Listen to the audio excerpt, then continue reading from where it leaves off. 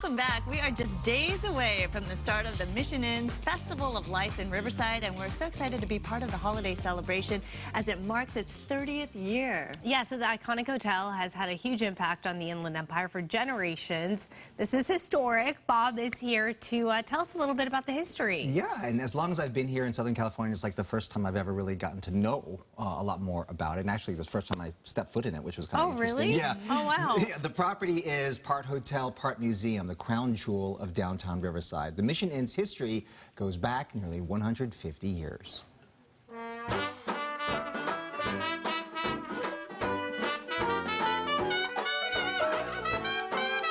Its majestic features and massive size are emblematic of its deep history and far-reaching impact on the city of Riverside.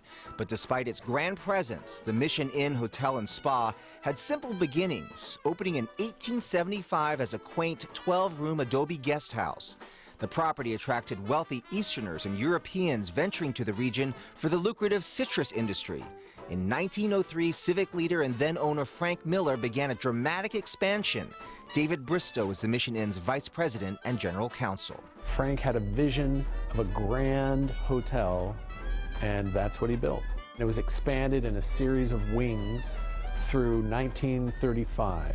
That vision was influenced by Miller's travels around the world. It is reflected in the hotel's breathtaking architecture, a blend of Spanish, Asian, and European styles, which we saw on a private tour. This is the St. Francis Chapel. It's one of the pearls of the Mission Inn.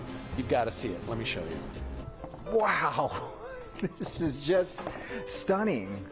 It looks like something from the old world. It does. It's fantastic, which is why we're such a popular wedding destination. The windows are Tiffany windows, original Tiffany windows that were specifically bought for this space. The altar is from the 17th century. It was in a private chapel in Mexico that was closed and sold. Throughout the 265-room resort, mementos from Miller's travels, including what is believed to be the oldest bell in the Christian world, dating back to 1247. Also, antique furniture, religious relics, and art worth millions.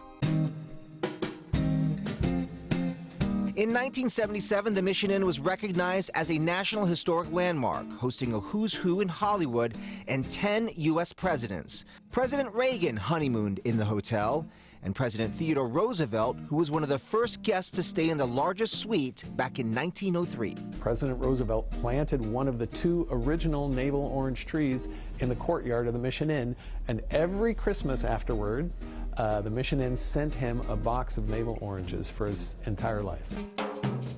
The hotel's current owners, Dwayne and Kelly Roberts, who saved it from the brink of demolition in 1992, were committed to keeping tradition and creating new ones, including the world-renowned Festival of Lights.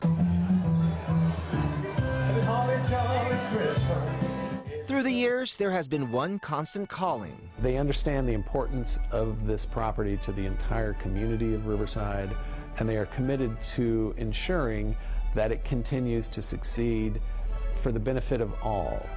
The Mission Inn and Resort's welcoming past points to a promising future.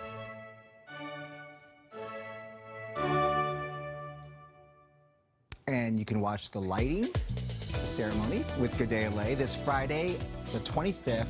Check out our Mission Inn special airing December the 4th and throughout the holiday season. You guys look like Christmas bulbs. I know. I was just like, whoa, there it is.